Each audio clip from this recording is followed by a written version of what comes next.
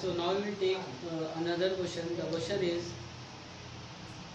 prove that every positive integer is of the form 3q plus 1 and 3q plus 2. इस तरह का एक सवाल जरूर बोर्ड में आता है, ठीक है। Real number is a important chapter of class 10, okay, क्योंकि इसमें कुछ छोटी छोटी चीज़ें इंपॉर्टेंट और जिससे आता जरूर है हर साल, ठीक है। तो ये भी बहुत इंपॉर्टेंट पार्ट है रियल नंबर का, बहुत इजी होता है और आता भी है, ठीक है। मैक्सिमम प्रोबेबिलिटी होती है इसके आने की। So the question is prove that every positive integer is of the form 3q plus 1 and 3q plus 2। हमें ये प्रूव करना है कि हर एक पॉजिटिव इंटीजर जो होता है वो या तो 3q के फॉर्म का होता है, या तो 3q plus 1 के फॉर्म का होता है, और या तो 3q plus 2 के फॉर्म का होता है, ठीक है। तो इस सवाल को करने के लिए बेसिकली हम लोगों को हेल्प लेनी है हमारे यूक्लिड डिवीज़न लेमा की, ठीक है। तो क्या होता है यूक्लिड डिवीज़न लेमा, हम लोग लास्ट वीडियो में डिस्कस कर चुके हैं। और क्यों हम उसको लेमा कह रहे हैं अब आपको यहाँ समझ में आ जाएगा, क्योंकि उसका यूज़ हम यहाँ पे इसको प्रूव करने के लिए कर रहे हैं। डेट इज़ वाई उस स्टेटमेंट को हम लोग लेमा कहते हैं, जिसका हम लोग कहीं और यूज़ करते हैं कुछ प्रूव करने के लिए, ठीक है। सो सबसे पहले हम यहाँ पे लेते हैं, ठीक है, let's question is prove that every positive integer. बात किसकी की जा रही है, एवरी पॉजिटिव इंटीजर की, ठीक है। Prove that every positive integer, ठीक है। तो सबसे पहले हम क्या करेंगे, let we take a positive integer, ठीक है। So let take a positive integer, ठीक, let me take a positive integer A, ठीक है। सबसे पहले हमने क्या किया, पॉजिटिव इंटीजर ए ले लिया, क्योंकि जिसको भी प्रूव करना है कि पॉजिटिव इंटीजर फॉर्म का होना चाहिए, तो उस पॉजिटिव इंटीजर को हमने क्या ले लिया, ए।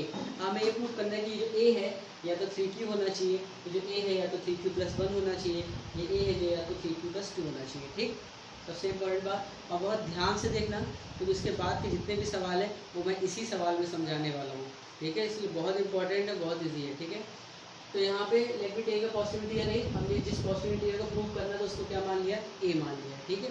अब हमें क्या करना पड़ेगा, क्योंकि हम लोग यूक्लिड डिवीजन लेमा का यूज़ करने वाले हैं, जिसमें डिवीजन होता है, क्वेश्चन होता है, रिमाइंडर होता है, तो वो हमें यहाँ पे लेट करना पड़ेगा। So let we take a positive integer a which is divided by b and the quotient remainder को भी लेट कर लेते हैं, and the quotient is q and remainder is r, ठीक। तो मैंने क्या किया, जिस पॉजिटिव इंटीजर को प्रूव करना था कि वो इस तरह का है, उस पॉजिटिव इंटीजर को सबसे पहले लेट किया। और हमें ये प्रूव करना है जो ए है या तो 3q होना चाहिए, ये ए या तो 3q plus 1 होना चाहिए, या तो ए 3q plus 2 होना चाहिए। देन फिर मैंने क्या किया, क्योंकि हमें यूज़ करना है यूक्लिड डिवीजन लेमा का, सो उसमें कितना कुछ डिविडेंड होना चाहिए, ये ए डिविडेंड हो गया, ये बी हमारा क्या हो गया, डिविजन जिससे हम डिवाइड करा रहे हैं, इसको भी लेट कर लिया, हमने क्वेश्चन भी लेट कर लिया, और हमने रिमाइंडर भी लेट कर लिया, ये चारों चीज़ लेट कर ली, ठीक। अब क्या लिखेंगे हम लोग, by Euclid division algorithm.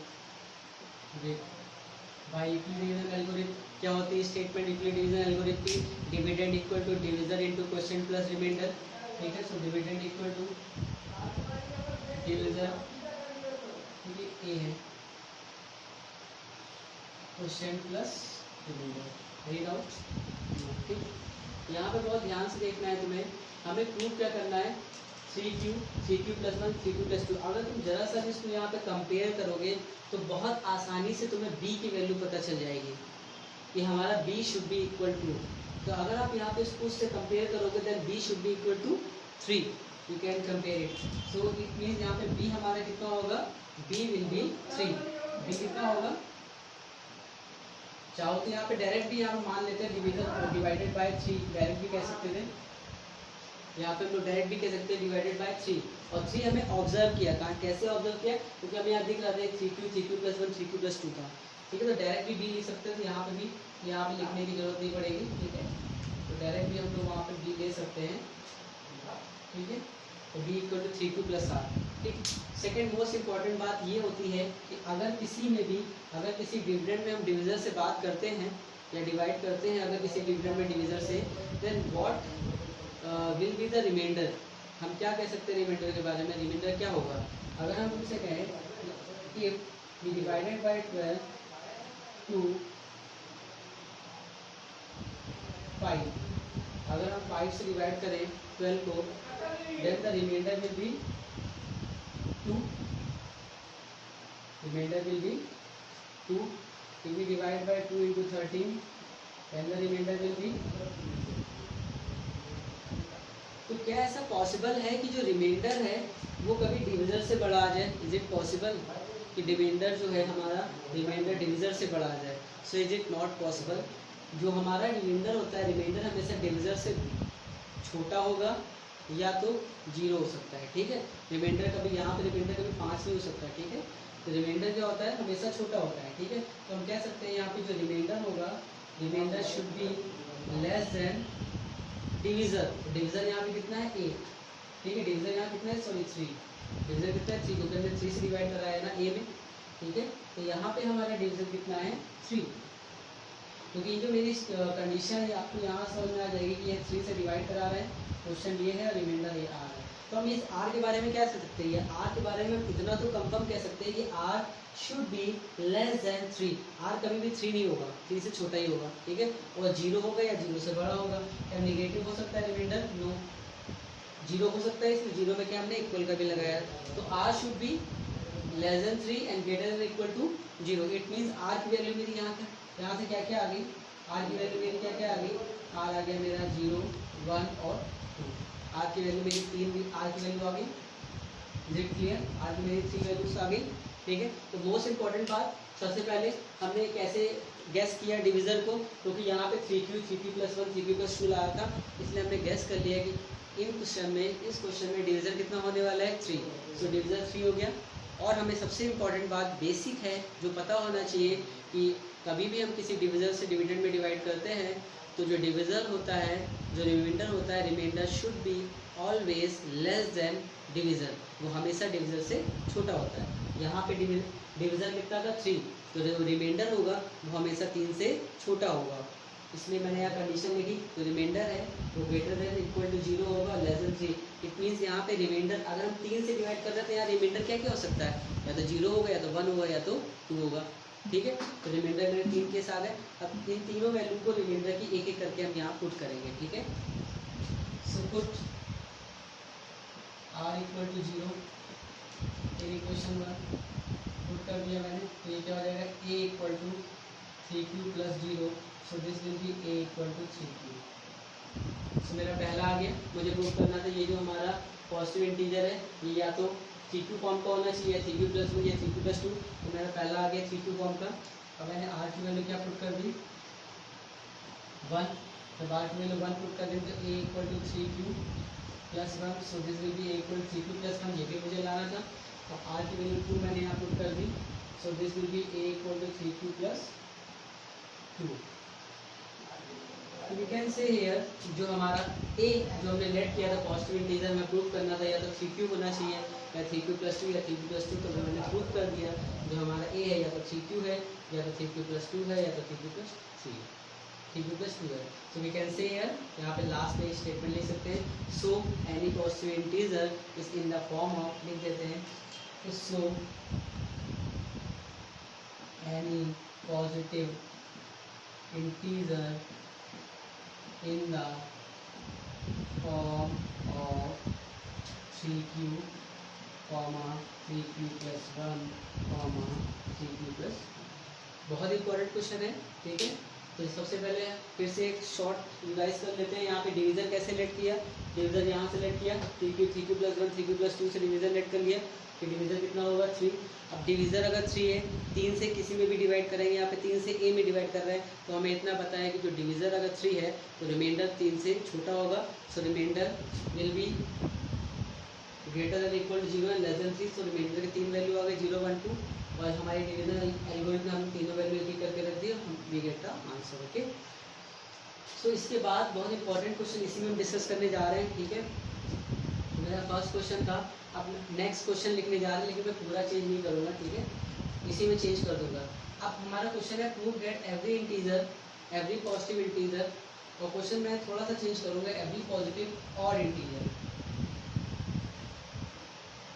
Second question है ये, ठीक है। अब ये सेकेंड क्वेश्चन है एवरी पॉजिटिव और इंटीजर, और हमें प्रूव करना है प्रूव दैट एवरी पॉजिटिव और integer is of the form 6q + 1, 6q + 3, 6q + 5। हमें यहाँ क्या प्रूव करना है कि एवरी पॉजिटिव और इंटीजर, सारे के सारे पॉजिटिव और इंटीजर किस फॉर्म में होंगे, 6q + 1, 6q + 3, 6q + 3 इस फॉर्म में होंगे। तो सबसे पहले जिस पॉजिटिव और इंटीजर को हमें प्रूव करना था उसको हम लेट कर लेंगे। So we take a odd, क्योंकि ऑड की बात हो रही है, let we take a odd positive integer. Odd positive integer को हमने क्या लेट कर लिया, एक, ये ऑड मैंने लिखा है, ठीक है। Let we take a odd positive integer को क्या मैंने दे दिया, एक। फिर मैंने जैसे लास्ट क्वेश्चन में डिवीजर को गेस किया था, इस क्वेश्चन में डिवीजर कितना होगा, डिवीजर कितना होगा, वी कैन से 6q + 1, 6q + 3, 6q + 5। It means यहाँ पे डिवीजर कितना है, 6। तो यहाँ पे डिवीजर हमारा कितना हो गया, 6। क्वेश्चन को q मान लिया, रिमाइंडर को r मान लिया। So according to division algorithm a equal to divisor कितना हो गया, 6। यहाँ कितना हो जाएगा हमारा 6q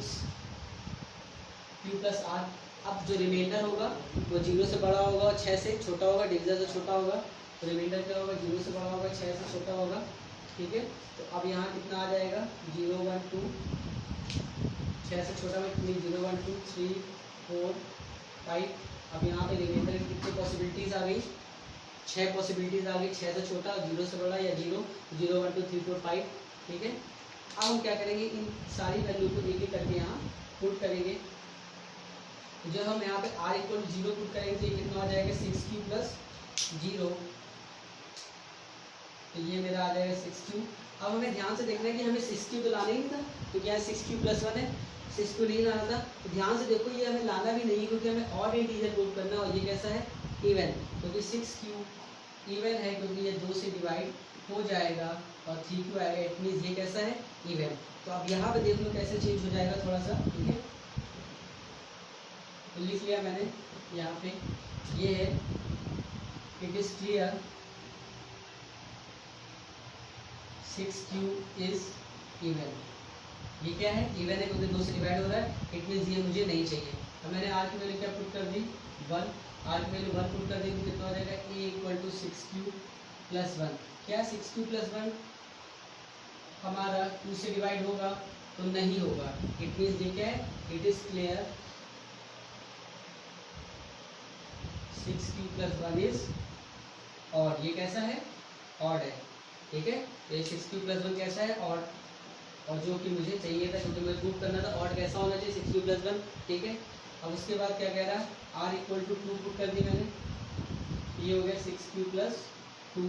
अब अगर ध्यान से देखोगे ये कैसा है, 6q + 2 कैसा है, तो 6q + 2 हमारा इवन है। क्यों इवन है, क्योंकि ऊपर से 2 कॉमन ले लोगे तो ये 2 से डिवाइड हो जाएगा। इट मीन्स ये 2 से डिवाइड हो रहा है, ये कैसा है, इवन।